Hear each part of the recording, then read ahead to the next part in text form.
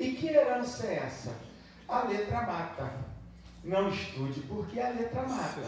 E a gente cresceu dentro dessa cultura de que uma pessoa que ela estuda muito, ela é fria de poder.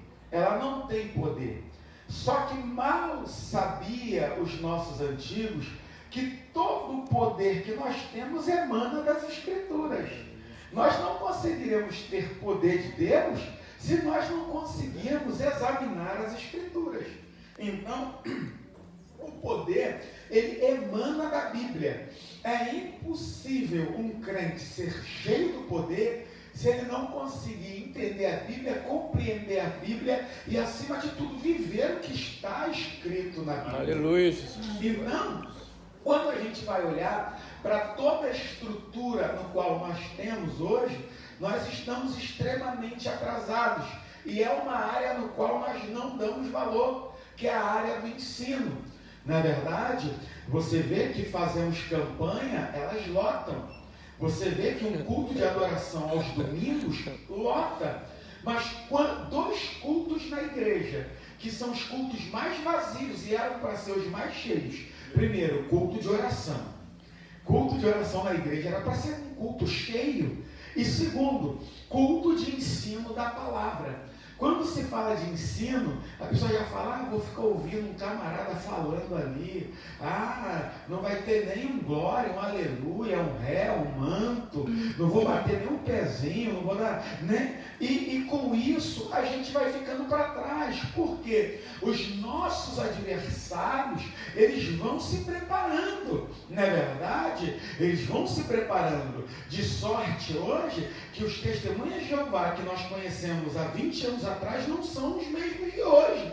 Eles estudaram, eles estão melhores. Argumentos que serviam para combatê-los lá atrás, hoje talvez nós não sirva mais. Mas nós paramos no tempo, não é verdade? Parece que aquele conceito de que a letra mata ainda está enraizado dentro da gente. Só que não, pelo contrário, a palavra de Deus, ela gera vida. A palavra de Deus, ela gera poder. Aleluia. Quer ver você ver um crente cheio do poder? Examine a vida dele mediante as Escrituras.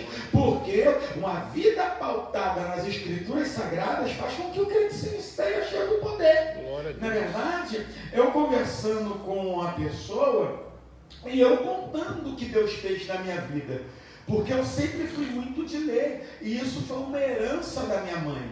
Minha mãe, ela era uma mulher que foi criada em colégio interno, e lá dentro do internato, uma das coisas que eles faziam era ler. Então, todas as minhas irmãs têm formação acadêmica, todas elas. Tem uma agora que está acabando de fazer enfermagem. Todas as minhas irmãs, elas têm formação acadêmica.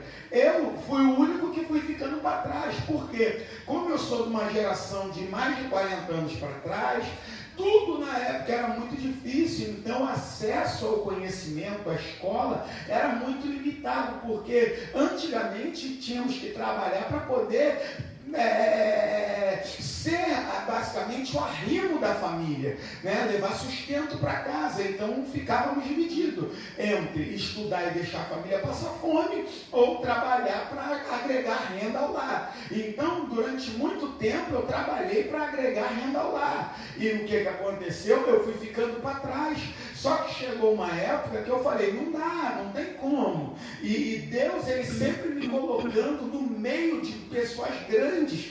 E eu olhava assim e falava, como? Sem formação acadêmica, como? Sem estudo. Até eu sempre preguei para a glória de Deus, eu sou nascido e criado no Evangelho, e para a glória de Deus nunca me afastei dos caminhos do Senhor, mas eu trago comigo algumas marcas negativas. E que marcas são essas? Eu poderia ter aproveitado melhor o tempo lá atrás, desde que eu tivesse alguém que acreditasse e investisse no meu ministério. Aleluia, Jesus.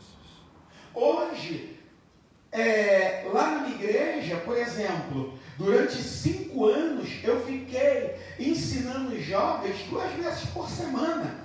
Reuníamos jovens, e uma das coisas que eu sempre falava para os jovens era o seguinte, olha, estuda, porque Deus você seja apenas usado com a vassoura na mão sendo um faxineiro.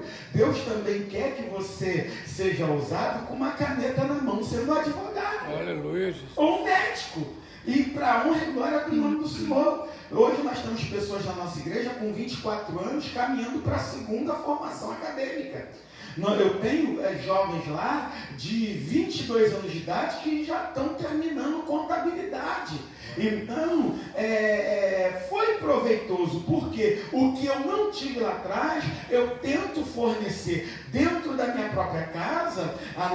Eu tenho uma filha que é formada em administração e tenho uma agora que está terminando direito. Então, sempre investindo, sempre apoiando. Eu e a minha esposa, a gente sempre fala o seguinte: olha, vocês não precisam trabalhar, vocês não precisam, mas foca no estudo. Por quê? Porque é o estudo que vai fazer você chegar a algum lugar. E trazendo isso para o centro pentecostal, uma das coisas nos quais nós somos bem deficientes é geralmente na área do estudo. Por exemplo, se eu perguntar para você aqui, qual é a ordem da salvação? Como é que ela começa? Muita gente não vai saber. Por exemplo, vamos pegar as ordens doutrinárias da salvação. Muita gente não vai saber, que é a justificação, redenção, a justificação, a adoção, santificação e, por final, glorificação.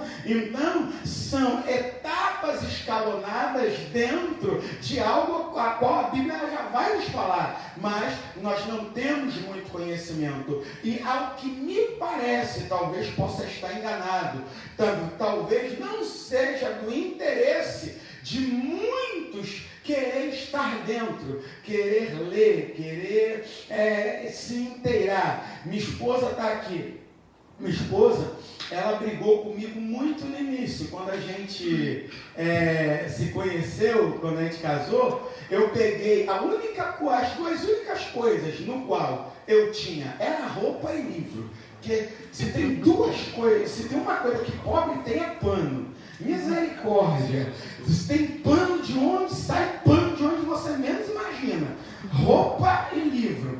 A estante da minha esposa era muito linda, muito bonitinha, ornamentada. Tinha lá as fotografias, tinha lá as plantinhas, tinha isso, tinha aquilo. Eu falei, não vou deixar meus livros na caixa porque a traça corrói. Não vou deixar os meus livros encaixotados porque senão eu perco todos eles. Porque papel precisa de ar, porque senão ele estraga mais rápido, ele mofa. Falei, arranca os quadros tudo da estante, tira as plantinhas, tudo daí que vai entrar o livro, né? E ela falou, essa parte da estante você pode tomar, mas essa daqui não. Eu já tomei, foi a estante inteira. E sempre, né? De vez em quando eu compro uns livros escondidos dela, que ela fala assim, não precisa. E aí eu compro livro. Só que, irmão, a Amazon tem um pacto com ela, porque o livro só chega quando ela está em casa.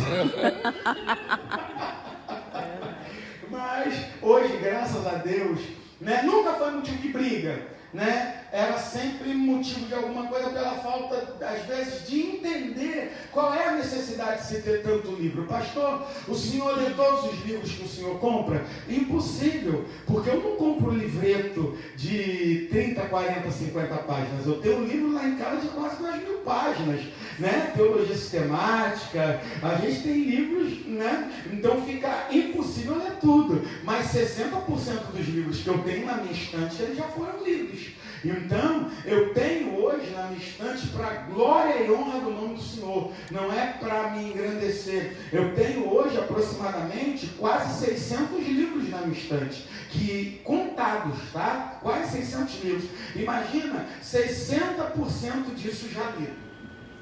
Entendeu? Fora que tem livros que nós repetimos leitura. Então, hoje eu tenho, pela graça de Deus, uma facilidade não de pregar, não de ensinar, mas é o que eu sempre converso com a minha esposa. Eu não estudo para pregar. Porque muitos pregadores no qual nós vemos, evangelista Edson, pastor Célio, que tem aí uma vasta caminhada, sabem disso. Tem pregadores que no púlpito são inteligentíssimos. altíssimos, mas quando descem do púlpito, misericórdia, né? São verdadeiras bestas quadradas, não sabem conversar sobre nada, nem sobre a pregação que fez. Então fica complicado, fica difícil. Não é verdade? Pregar não é uma tarefa fácil, pregar é uma tarefa difícil, porque exige esmero, exige estudo, exige dedicação. E uma das coisas no qual nós, como crentes, negligenciamos, que é o ponto de partida para a gente entrar dentro da área da questão do conhecimento, sabe o que é? É escola bíblica dominical, é EBD. Foi na ferida. EBD na igreja é um problema. Deixa eu falar para você uma coisa, eu sou fruto de EBD. Eu sou o que eu sou hoje por conta das escolas bíblicas dominicais. Eu vou falar, sabe como eu comecei a ter mais gana por ensinar? Porque eu pegava a revista e lia ela, destrinchava a revista todinha. Lia a revista todinha. O que acontecia? Quando acabava de fazer a leitura da revista, eu ia na revista marcando pontos que eu não entendia.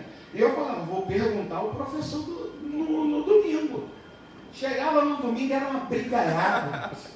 Era uma brigaiada. Por quê? Eu fazia uma pergunta e o professor ele era muito limitado intelectualmente.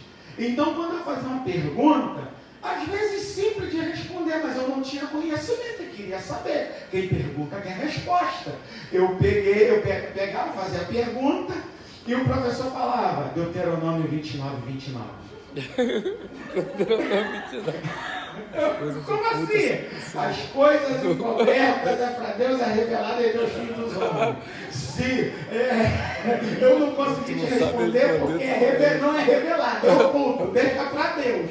E eu ia para casa com dúvida. E aí eu chegava a perguntar para pessoas mais sábias. E tipo assim, a maioria das respostas que eu ouvi era essa, uma resposta evasiva. Claro que o professor não sabe tudo. Tem momento que ele vai te pedir uma semana para buscar informações sobre aquilo que você está perguntando. Mas é inadmissível para alguém que está na frente não ter resposta para a maioria das perguntas que são literalmente fáceis, não é verdade? Cunho fácil. Entretanto, a pessoa que tem dúvida e ela precisa de uma resposta. Então, para nós termos, né, um contato com as Escrituras, primeiro a gente tem que amar o Deus da palavra e segundo a palavra de Deus. Entendeu? Eu não tenho como fazer essa desassociação. Eu amo a Deus, mas não amo a sua palavra. Fica complicado. Não tem como a gente conseguir dividir isso. Porque Hebreus 4,12 vai dizer, porque a palavra de Deus é viva e eficaz, mais penetrante que qualquer espada dos gumes, que corta, penetra até a divisão do espírito da alma, juntas e medulas, e é apta para discernir pensamentos e intenções do coração. Não há criatura alguma encoberta diante dele. Antes, todas as coisas estão nuas e patentes aos olhos de quem temos conta a tratar. Então, quando a gente vai olhar a Bíblia Sagrada, a Bíblia ela fala sobre Deus. Ah, pastor, teologia esfria o crente. Então, para de ler Bíblia. Porque quando você lê Bíblia, você está fazendo teologia. Está estudando. Oxe, quando você lê Bíblia, você está fazendo teologia. Por quê? Teologia nada mais é um termo grego que significa estudo sobre Deus. Quando você abre a Bíblia para ler, você estuda sobre quem? Então, automaticamente, você está fazendo teologia sem saber. Correto?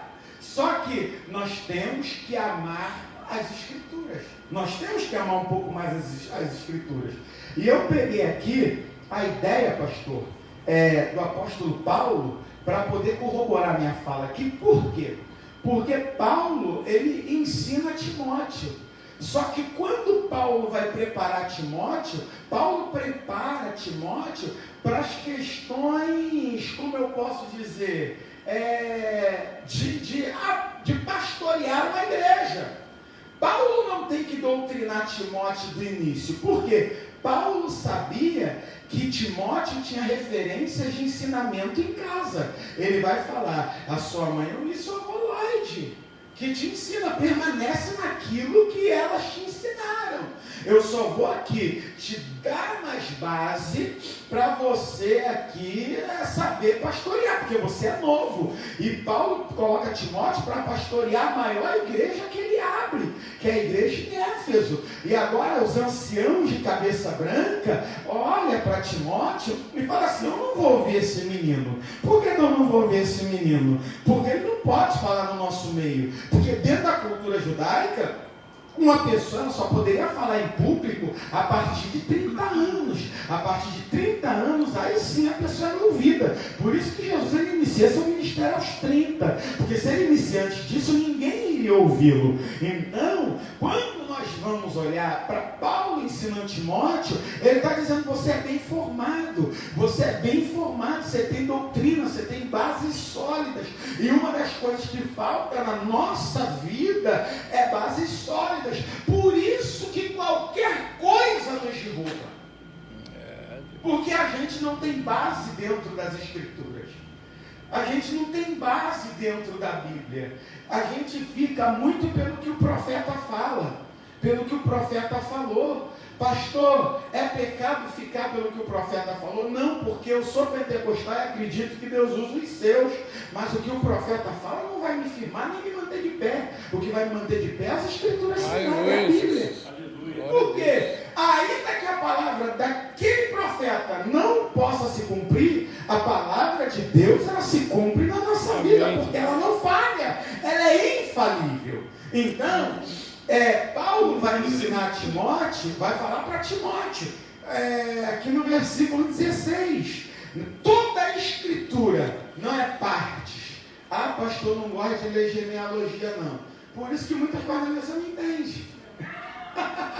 Porque a genealogia faz parte da Bíblia. Então não é partes, é toda, que é inspirada, proveitosa para ensinar, redarguir, para corrigir e também para instruir em justiça, para que o homem de Deus venha a ser perfeito e aperfeiçoado para toda boa obra. Quando o pastor Célio me chamou para falar sobre isso, eu fiquei por demais alegre, porque é raro, pastor, a gente vê pastores se preocupando a ponto com o rebanho. O senhor poderia aqui trazer um profeta e falar: vou trazer um profeta aqui que vai revelar CPF, identidade, vai revelar aonde você mora, o dia que você nasceu. Mas a preocupação do pastor não é essa, porque o pastor, com a sua vasta caminhada, ele entende que isso não firma ninguém na igreja. Você vê que igreja que vive a base de visão e revelação, ela é igual sanfona. Uma hora está cheia, outra hora está vazia. Uma hora está cheia, outra hora está vazia. Você está entendendo? Agora, igreja firmada na palavra, você pode contar os membros, porque os membros que estão ali, eles são fiéis e firmes, porque eles não estão ali por conta de outras coisas, eles estão ali por conta da palavra de Deus. Isso é extraordinário, lindo demais. Deixa eu te perguntar, você sabe a importância que a escola dominical ela tem? Ela já teve e ela terá enquanto a igreja existir nessa terra? Você sabe? Se você não sabe, a gente vai caminhar um pouquinho aqui só para você entender. A maior escola do mundo hoje, caso eu esteja errado, alguém me corrija, chama-se escola dominical. Não existe maior escola no mundo hoje. A maior escola do mundo chama-se escola dominical. E às vezes a gente coloca isso de lado. A gente não quer estar na escola dominical. Ah, pastor, é complicado. Muita gente critica, muita gente não vem. A escola dominical, ela tomou um declínio. Mas deixa eu perguntar a você, em termos de ensino na igreja, existe alguma alternativa melhor do que a escola dominical? Eu não vejo. Eu não vejo alternativa melhor do que a escola bíblica dominical. Ah, pastor, mas é simples. É um simples que você aprende hoje um pouco, aprende um pouco amanhã, aprende um pouco depois, daqui a pouco você está sólido.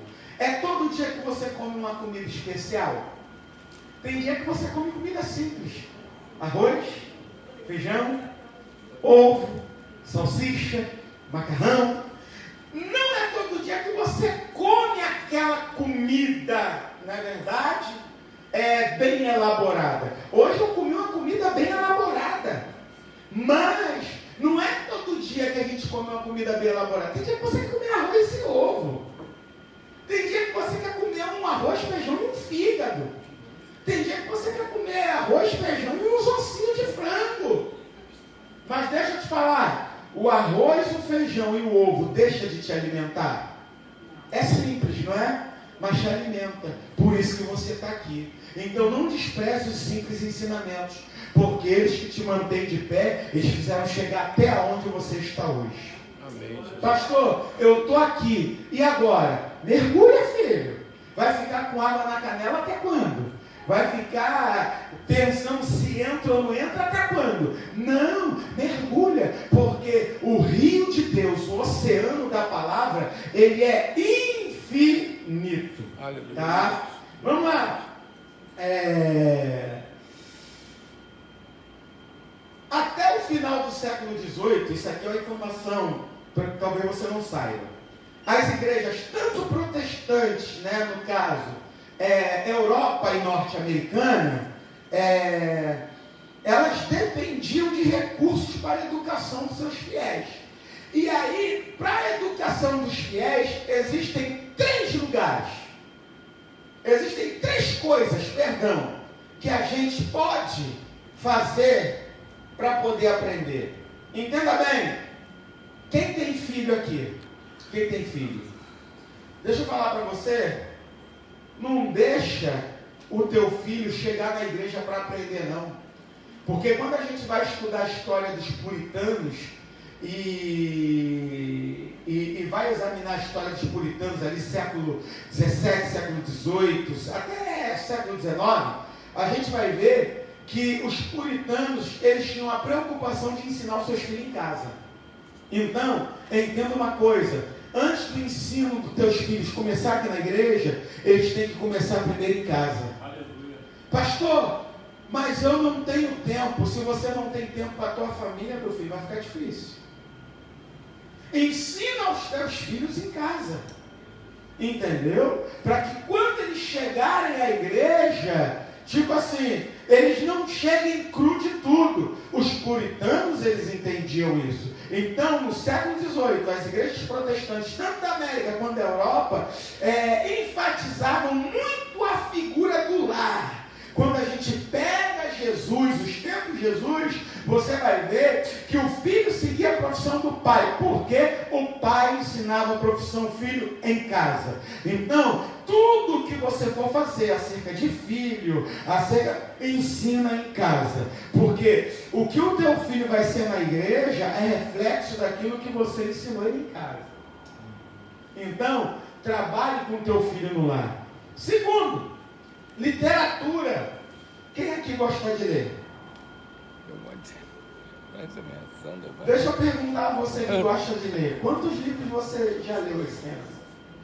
Caramba, você que gosta de ler. Teve ano que, pela graça de Deus, eu já alcancei a marca de 60 livros lidos. Hoje eu estou um pouco mais preguiçoso. Você pega meus livros, eles são marcados. Eles são marcados, porque eu leio, faço rabiscos, rascunho e marco. Eu não tenho só livros, eu tenho apostilas. E assim, infelizmente, né, como a minha estante não dá para colocar tudo porque ela é pequenininha, eu ainda não tenho um escritório para colocar as minhas coisas, eu tenho 4 caixas arquivo, só de apostila, que está lá amarelando, e eu falo, Jesus, né? Eu acho que eu vou ter que copiar aquilo manualmente. Então, para você que gosta de ler, se faz essa pergunta: quantos livros eu li esse ano? Porque a literatura também faz parte. Quando você pega o contexto inglês, aonde surgem os maiores avivamentos, você vai ver que eles não liam só a Bíblia. Qual é o livro que eles liam acompanhado a Bíblia? Um livro chamado O Peregrino, de John Bunyan. Quem já leu esse livro aqui, O Peregrino, de John Bunyan? Irmão, se você não leu, leia. Compre. É teu livro de cabeceira, pastor? Não. Qual é o meu livro de cabeceira? O meu livro de cabeceira hoje chama-se Heróis da Fé. Para mim, abaixo da Bíblia, irmãos, Heróis da Fé é um livro que ele me condiciona a cada dia a ser crente, porque eu olho para a minha vida e olho para a vida daqueles homens relatados em Heróis da Fé, pastor, eu vejo que eu não sou nada. Pode falar, pastor. Eu não sou muito assim direto, mas eu li os Heróis da Fé 6 vezes. A minha esposa, ela pegou meu livro, Heróis da Fé. Pegou meu livro. Meu livro. É dele, é Deus. É uma só carne. E começou a ler. Ela leu Jerônimo Savonarola. E após Savonarola, ela partiu para Lutero. Só que ela já está em Lutero há 4 anos. Eu não consigo sair da história de Lutero. Ela pega, lê, volta. Aí daqui a pouco lê de novo e volta. Aí lê de novo e volta. Eu falo assim, tu não vai acabar o livro. Lê o livro porque tem histórias dentro dos Heróis da Fé mais interessantes até do que do próprio Martinho Lutero. Então são 20 homens. Você tem ali Jonathan Edwards, você tem Charles Spurgeon, você tem Pastor Agassiz, você tem George Whitefield, você tem vários homens ali no livro Heróis da Fé. Então, se você não tem esse livro, compre. Compre. Uma coisa eu te garanto, não é uma leitura chata, não é uma leitura massiva, é uma leitura tranquila e gostosa. Quando você for se dar por conta, você já terminou o livro.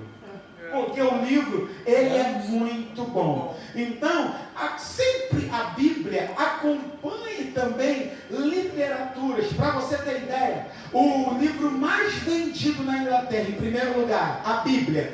Segundo livro mais vendido da Inglaterra, O Peregrino, de John Bunyan. Então, procure esse livro também, O Peregrino, de John Bunyan. Você vai ver, hoje tem o Peregrino e Caminhando com o Peregrino. Só que você não pega o Caminhando com o Peregrino. Pegue o Peregrino em si primeiro, começa a fazer a leitura dele, depois você parte para o Caminhando com o Peregrino. É uma leitura deliciosa. Você vai ver que você não é crente. Você olha para o livro e fala assim, eu não sou crente, eu preciso ser crente.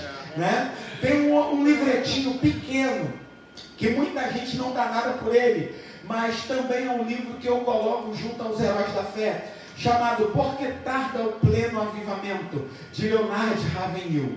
Rapaz, eu apanho igual pandeiro na mão do sambista quando eu pego esse livro para ler, porque é um livro confrontador, é um livro que nos confronta. Então, auxiliar a Bíblia, pegue livros paralelos, mas entenda bem, não comece com literatura gigantesca, não. Para você que não tem o hábito de ler, comece com uma coisa pequena. E, de preferência, com algo que você goste. Porque aí você vai tomando gosto pela leitura e daqui a pouco, quando você vê, você está um viciado, inveterado igual eu. Eu sou um viciado e inveterado. Não posso ver uma promoção na Amazon que eu já vou lá. Como é que vai pagar? Depois da gente ver. Né? E passa cartão, passa dinheiro, faz Pix. Só sei que toda semana chega um livro lá em casa lá. E a estante está aumentando e não está tendo mais espaço, e a mulher já começa a olhar torta para mim. Eu falo, calma mulher, antes dessa estante encher, Jesus vai me dar um local só para colocar os meus livros e ter o meu escritório para a glória de Deus. Então, gente, faz, se necessário, ler, estudar. Eu creio que o evangelista Alex, pastor Alex, também já leu Heróis da Fé. Né? Quase que eu perco ele, um mês atrás, quase que eu perco ele. Ia levar, ó. Ia levar? Ia. E outra coisa, livro não se empresta. Não, tem um amigo meu que compra 2, pastor. Um para emprestar e um para ele. Eu não empresto. Livro não se empresta. Minha esposa sabe. Eu não tenho ciúme dela, mas não toca no meu livro. Eu concordo. Eu tenho mais ciúme dos meus livros do que da minha esposa. Concordo, Se não você empresta. chegar na minha casa hoje, gente, isso é para a glória do Senhor. Eu tenho mais de 15 mil reais de livros na minha estante. Então, tipo assim, pastor, dá de graça o que o senhor recebe de graça. O que eu recebi de graça foi a salvação. Conhecimento não. Conhecimento custa. Então, assim, eu invisto em conhecimento. Então, o que acontece? Conhecimento custa tempo, custa dinheiro. Porque, tipo assim, você parar 2, 3, 4, 5 horas para ler, não é para qualquer um, não. Entendeu? Mas quando a pessoa te vê pregando, caramba, Deus te usou assim de uma maneira extraordinária, e você não precisou revelar, nem nada, nem agitar, você só expondo a palavra, as pessoas olham para você e falam assim, rapaz, que coisa extraordinária. Isso é fruto de estudo, isso é muito bom, é reconhecimento, isso é maravilhoso, tá bom? Vamos lá. No século XVIII, aconteceu um movimento na Inglaterra chamado Avivamento Evangélico. Que avivamento foi esse? John Wesley. Esse avivamento, justamente, foi liderado por John Wesley, Charles Wesley, George Whitefield e John Newton. Esse avivamento, isso foi avivamento, tá, irmãos? Agora eu vou te explicar o que é avivamento. Esse avivamento que houve no século XVIII na Inglaterra não mudou só a estrutura da igreja, muda também o quê? A âmbito social, trazendo reforma no meio da sociedade corrompida da Inglaterra. De maneira que, olha só, acontece reforma das prisões, luta contra o trabalho infantil, campanha contra o tráfico de escravos e ênfase na educação, porque antigamente não era o Estado que provia educação, eram as igrejas. A taxa de criminalidade também. A taxa de criminalidade caiu. Eu não sei que avivamento é esse que a gente recebe, que só fica aqui dentro e a gente não consegue levar para fora. Avivamento não é o que acontece aqui dentro. Avivamento é o que eu consigo fazer com aquilo que eu recebo aqui dentro, lá fora. Isso é avivamento. Se a minha sociedade não muda, eu não experimentei avivamento. Se a minha sociedade ela continua de mal a pior, eu não experimentei avivamento. Se a minha sociedade ela não dá um passo para se voltar para Deus, eu não experimentei avivamento. Todos os avivamentos na história produziram profundas mudanças sociais. George Whitefield, aonde ele passava pregando o evangelho, quando ele retornava aos locais aonde ele tinha passado pregando o evangelho, quando ele passava, era 30, 40, 50 bares, cabarés. Quando ele voltava, não tinha mais um bar e um cabaré aberto. Tudo tinha fechado. Sabe por quê? O poder transformador do avivamento. Aleluia. O avivamento não é só para me pular da glória, falar em línguas. O avivamento é para eu levar mudança para a minha sociedade corrompida. Glória a Deus. Entendeu? E é nesse contexto que surge um homem. Nesse contexto de avivamento que surge um homem. Qual é o nome dele? Robert Hakes. Ele foi um jornalista. Ele era alguém de um certo poder aquisitivo, só que o que ele faz? Ele começa a olhar para as crianças, uma coisa que ninguém faz. Ele começa a olhar para as crianças. As crianças trabalhavam nas fábricas. As crianças durante a semana ficavam nas fábricas. Entretanto, aos domingos elas ficavam ociosas, perambulando pelas ruas, fazendo o que não era para fazer. Então, com isso, a incidência de criminalidade aumentava. Com isso, furto, roubo e usos de coisas ilícitas aumentavam. O que ele fez como jornalista? Ele começou a reunir essas crianças. Só que de início, ele atraía as crianças por algo que ele poderia dar. Ele dava um presentinho para a criança, na questão financeira, para ouvi-lo ali falar um pouco. A ponto, deixa eu te falar algo aqui, só para você ter uma noção, tá? Em 1780, eu anoto aqui porque porque a nossa cabeça não é um computador mais, já foi. Ele cria uma escola não só para alfabetizar, mas para evangelizar. Olha que coisa interessante. Iniciava às 19 horas, obrigado. Iniciava às, 19 horas não. Iniciava às 10 da manhã e terminava às 17 horas. Ele pagava professores para poder ensinar essas crianças, porque chegou uma hora que ele não dava conta. Sabe quantas crianças ele conseguiu colocar dentro da escola, tirar das ruas e alfabetizar e formar? Alguém tem aí uma ideia mais ou menos? 200 mil crianças. Glória a Deus. 200 mil crianças. A partir daquele momento ali, criou-se a escola dominical, não bíblica. O termo bíblico, quem vai dar, somos nós os protestantes, escola bíblica dominical. Era antigamente escola dominical, porque eram os domingos, era o tempo que as crianças ficavam ociosas nas ruas. Então, Robert Reis, ele nasceu em 1735 e morreu em 1811. E em 1780 ele criou uma escola. E com essa escola que ele criou, os professores no início, evangelistas e pastor Célio, eram pagos. Só que depois eles viram a grandiosidade do trabalho e decidiram não mais receber dinheiro e tornaram-se voluntários no projeto, a ponto de tirarem mais de 200 mil crianças da rua. Enquanto lá eles queriam trazer, hoje a gente quer correr da escola bíblica dominical. Ei, deixa eu falar uma coisa para você. Não corra não. Não corra não. Quando a gente vai olhar, a gente vai ver o seguinte. Em pouco tempo, foi um negócio que deu tão certo que os outros países adotaram. Os outros países adotaram. Só para você ter ideia, em 1803 foi criada a União das Escolas Dominicais.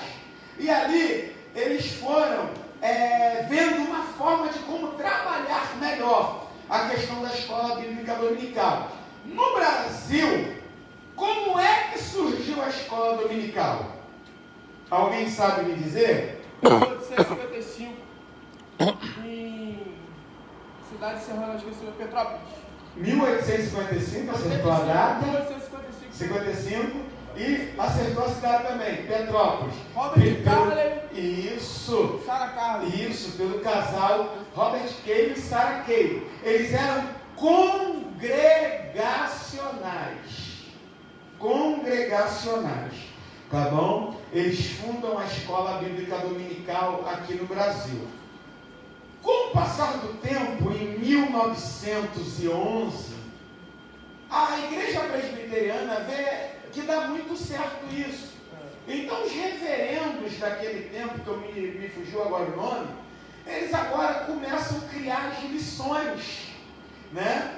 Sabe qual é engraçado, pastor? Que todos eles começaram com as crianças. Começaram com crianças. O que me chamou a atenção foi isso. Todos, desde lá da época da Inglaterra, aqui no Brasil, em Petrópolis, a Hannah Money também, com 26 anos, jovem também. Sim. Todos eles trabalharam com criança e deu certo. Foi algo que deu certo. Muito certo. E o que aconteceu? A igreja presbiteriana olhou o modelo, porque quem plantou isso aqui no Brasil foram congregacionais, tá? Não podemos deixar de dar os créditos a ele. Até porque, quando a gente olha para nível de Brasil, a Assembleia de Deus só tem 110 anos no Brasil. Então, ela surge em 1910, se não falta a memória, 1911. Ela surge em 1911, e aí o que acontece? Só que nessa data de 1910, 1911, os presbiterianos já tinham tomado já a ciência da volúpia, do volume, né, e dos resultados que a escola dominical ela proporcionava. Então, eles criaram a revista e assim, hoje nós temos uma casa própria publicadora que é a CPAD, nós somos assembleanos e nós temos a casa publicadora das Assembleias de Deus. A ênfase não é muito em livros, a ênfase é mais em revistinha de escola bíblica dominical. E hoje nós temos todo o aparato para nós estarmos inteirados com a escola bíblica dominical. A minha pergunta para você esta tarde é o seguinte, pastor, eu estou terminando. A minha pergunta para você é o seguinte: o que você tem feito com a oportunidade que você tem tido de estar na escola dominical?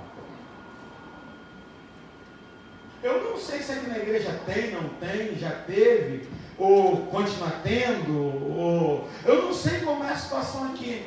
Mas deixa eu falar uma coisa para você. Se você não é frequentador de escola dominical, comece a frequentar, comece a ser assíduo, comece a estar junto, comece a querer fazer parte.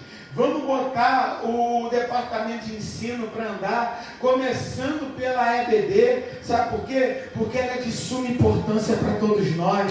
Se nós não valorizarmos a EBD hoje, o que vai ser do futuro da nossa igreja amanhã? Porque, gente, o que está aparecendo de doutrina, minha pastora, hoje, e as pessoas sendo levadas por vento de doutrina. Hoje a gente aparecendo na live, revelando pela live. Aí a pessoa fala, é homem de Deus, não é charlatão. Aí tem pessoas que olha numa live, né, nomes de igreja, que a gente olha e fala assim, misericórdia, só Jesus na causa. A gente olha hoje pessoas pregando outras doutrinas, ar ungido, não sei o que ungido, e a gente com a Bíblia na mão, e a gente não conhece a ferramenta que tem. Deixa eu falar uma coisa para você. Uma certa feita, perguntaram para Hernandes Dias Lopes. Hernandes Dias Lopes, não, perdão, Augusto Nicodemo. Perguntaram para ele assim, Deus não fala comigo. Ele olhou e falou assim, não é que Deus não fale contigo. É que a tua Bíblia que anda muito fechada. Então, vamos abrir um pouco mais a Bíblia? O pastor Renato Vargas, da Igreja Cristã da Aliança aqui em Niterói, ele conta uma história interessante. Ele é convidado para... um determinado pastor, ele é convidado para almoçar na casa de um casal de membros. E o que acontece? O pastor vai vir aqui, a gente vai tirar nossa melhor louça e vai colocar para todo mundo comer.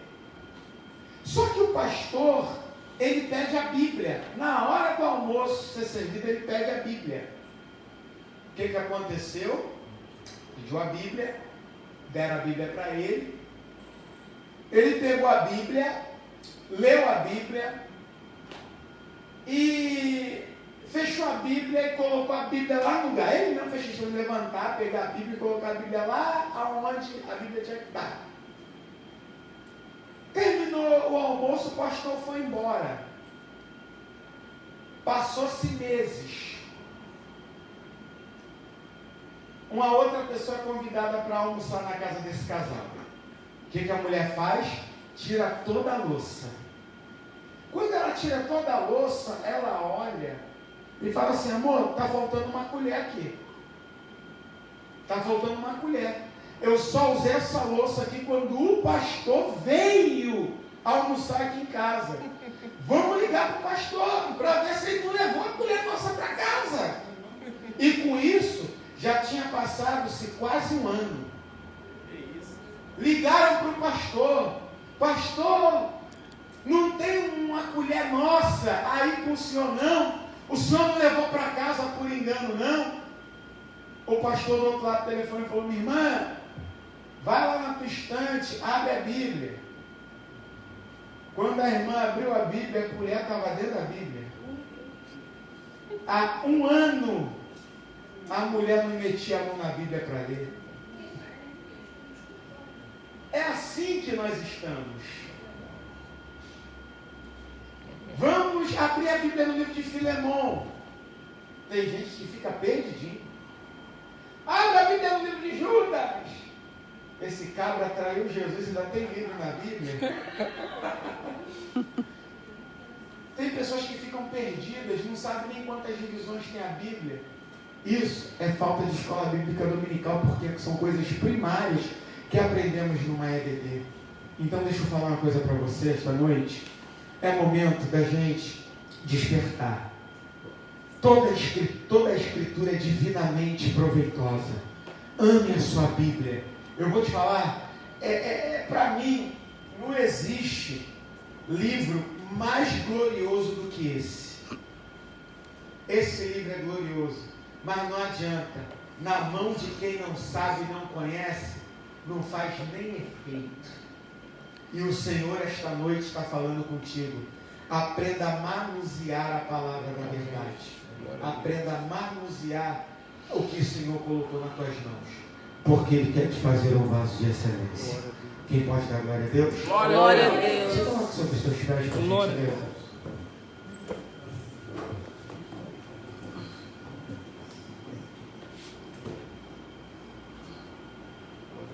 Olha para quem está ao seu lado e diga para ele assim: precisamos amar a palavra do Senhor. Precisamos amar a palavra do Senhor.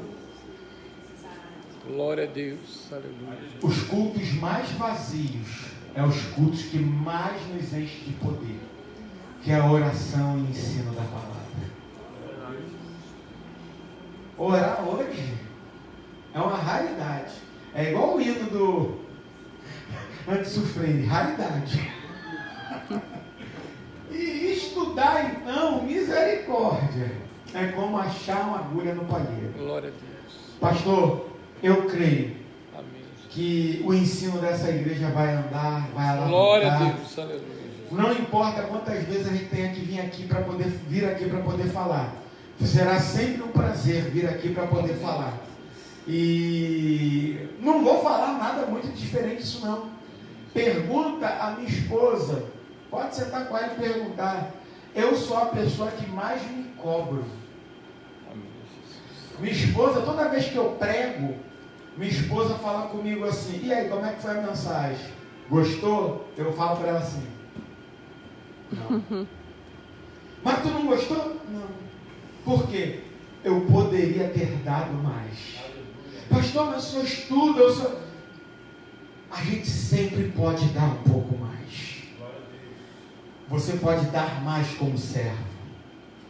Você pode dar mais como